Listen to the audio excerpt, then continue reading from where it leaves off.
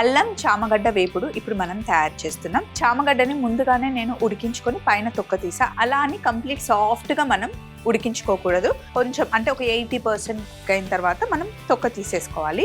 So చామదుంప అక్కడ రెడీగా ఉంది. అలాగే ఇక్కడ అల్లం, చింతపండు నానబెట్టుకుంది, కారం, పచ్చిమిర్చి, ఎండుమిరపకాయలు, కరివేపాకు, పసుపు, ఇంగువ, మినప్పప్పు, మెంతులు, శనగపప్పు, ఆవాలు, ధనియాల పొడి, కొంచెం బెల్లం కావాలి. అల్లం ఎక్కువ వేసి కుక్ చేసే దాంట్లో ఏ దాంట్లో అయినా కొంచెం బెల్లం పడితేనే అల్లం రుచి మరింతగా పెరుగుతుంది అన్నమాట.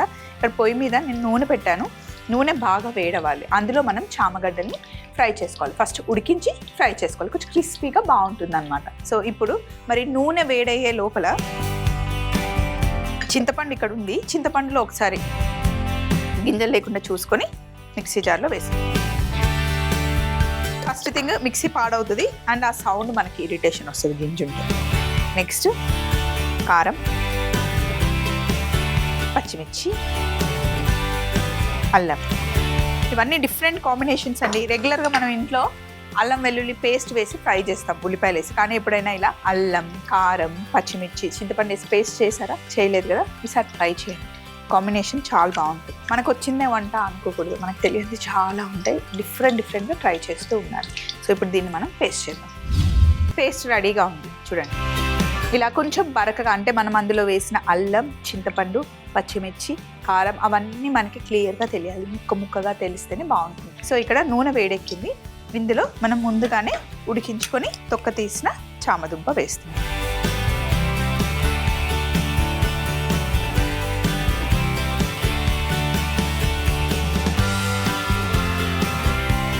పైన లేయర్ అంతా కాస్త క్రిస్పీగా అయ్యేంత వరకు ఫ్రై చేయాలి. ఎంత ఫ్రై చేసినా చామదుంప లోపల అయితే కాస్త సాఫ్ట్గా ఉంటుంది. చిప్స్ అయితే క్రిస్పీగా అవుతాయి, కానీ ఇలా పెద్ద పెద్ద ముక్కలు కట్ చేసింది అయితే క్రిస్పీగా అవ్వవు. సో ఇది ఫ్రై అవ్వాలి. దీన్ని మనం పక్కన పెట్టేస్తే చిన్న మంటలో మెల్లిగా చామదుంప కుక్ అవుతూ ఉంటుంది. చామదుంపలు మంచిగా ఫ్రై అవుతూ ఉండాలి. ఈలోపు పక్కన కూడా నేను ప్యాన్ పెట్టుకున్నాను. ఇందులో కొంచెం నూనె వేసుకున్నాను.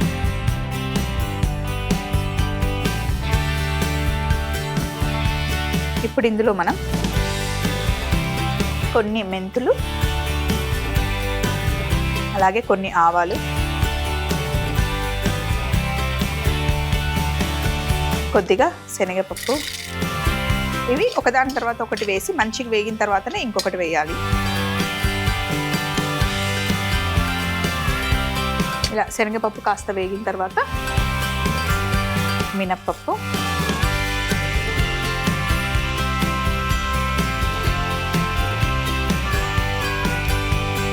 ఇప్పుడు ఇందులో ఎండుమిరపకాయలు వేస్తున్నాం.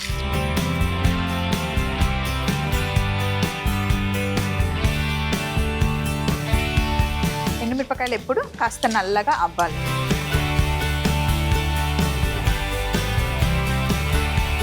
కరివేపాకు,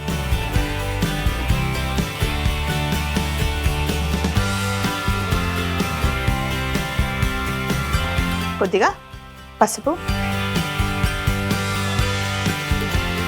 ఇంగువ,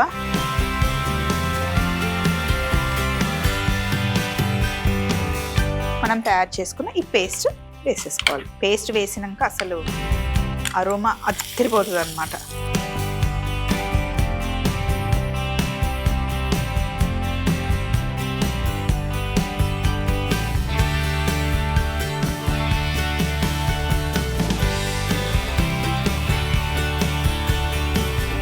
అన్ని జబ్బులకి క్యూర్ అయ్యే థింగ్స్ అన్నీ మన ఇండియన్ కిచెన్లో మెయిన్గా చాలా ఉన్నాయండి.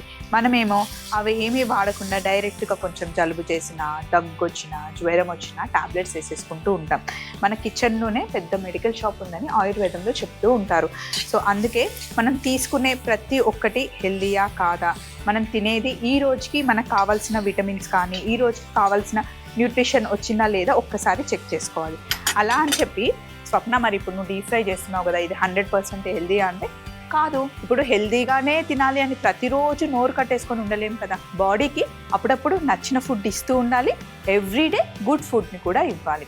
సో అన్ని రకాలుగా మన టంగ్ని, మన టమ్మీని, మన బాడీని అన్నిటినీ సాటిస్ఫై చేయాలండి. ఎందుకంటే ఫుడ్ అనేది అన్ని రకాలుగా మనం ఎంజాయ్ చేయాలి. వారానికి 1-2 రోజులు చక్కగా నచ్చిన ఫుడ్ తినేసి మిగతా 4-5 రోజులు కంప్లీట్గా కొంచెం రెస్ట్ ఇచ్చేసి, మరీ ఎప్పుడు ఫుడ్ మనకి బాగా ఎలా పనిచేస్తుంది అంటే మితంగా తింటేనే. అతిగా తింటే అమృతమైన విషయమే అయిపోతుంది. సో ఫుడ్ని కరెక్ట్గా పోర్షన్లో తినాలి. అన్నీ తినాలి కానీ పద్ధతిగా తినాలి, అదన్నమాట. చామదుంప వేగుతూ ఉంది. అలాగే ఈ పేస్ట్లో మనం ఉప్పు కూడా వేసుకోవాలి, కావలసినంత ఉప్పు. ఇందులో కారం ఉంది, బెల్లం ఉంది, చింతపండు ఉంది కాబట్టి కాస్త ఉప్పు పడుతుంది. ఇప్పుడు వేయించుకున్న చామదుంపను కూడా వేసేసుకోవాలి.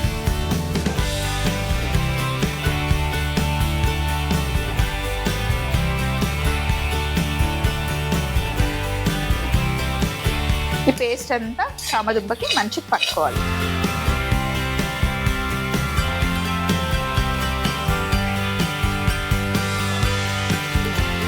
ఇందులో ధనియాల పొడి, చివరగా కాస్త బెల్లం.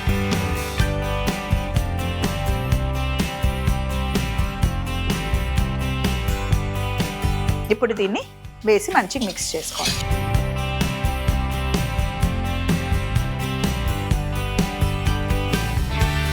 బాగా వేగనివ్వాలి. ఇంకా ఇది మీ ఇష్టం, కొంచెం ఇట్లా పేస్ట్ తగులుతూ ఉంటే బాగుంటుందా, కంప్లీట్గా మీకు డ్రై అయితే ఇష్టం ఉంటుందా, ఇంకా మీ ఇష్టం. ఒకసారి ఇలా వేయించుతున్నప్పుడే టేస్ట్ చూడండి, ఇప్పుడే సగం అయిపోతుంది. అల్లం చామగడ్డ వేపుడు అయిపోయింది.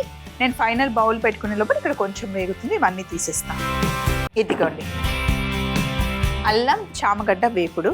అన్నం కాంబినేషన్తో చాలా బాగుంటుందండి. పక్కన నేను వేడివేడి అన్నం పెట్టుకున్నాను ఆల్రెడీ, ఇక్కడ ముక్కలు పెట్టేద్దాం. చామగడ్డని కూడా ఇంత టేస్టీగా చేయొచ్చా అనిపిస్తుంది మీరు ఒక్కసారి ఈ డిష్ని ట్రై చేస్తే కనుక.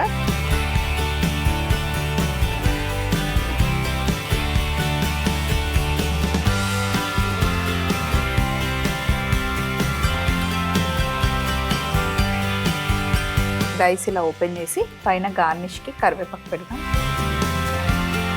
అల్లం చామగడ్డ వేపుడు. ముందుగా మిక్సీ జార్లో నానబెట్టుకున్న చింతపండు, కారం, పచ్చిమిర్చి, అల్లం వేసి పేస్ట్ చేసుకోవాలి. ఉడికించి తొక్క తీసుకున్న చామదుంపల్ని వేడి నూనెలో వేసి క్రిస్పీగా అయ్యేంత వరకు ఫ్రై చేస్తూ ఉండాలి. ఇంకొక కడాయిలో నూనె వేసి మెంతులు, ఆవాలు, శనగపప్పు, మినపప్పు వేసి కాస్త వేగిన తర్వాత ఎండుమిరపకాయలు, కరివేపాకు, పసుపు, ఇంగువ, మిక్సీ పట్టిన పేస్ట్ కూడా వేసి బాగా కలుపుకొని ఉప్పు కూడా వేసుకొని ధనియాల పొడి, వేగుతున్న చామగడ్డ ముక్కలు, బెల్లం వేసి బాగా కలుపుకొని ఫైనల్ గా బౌల్లోకి తీసుకుంటే అల్లం చామగడ్డ వేపుడు రెడీ అవుతుంది.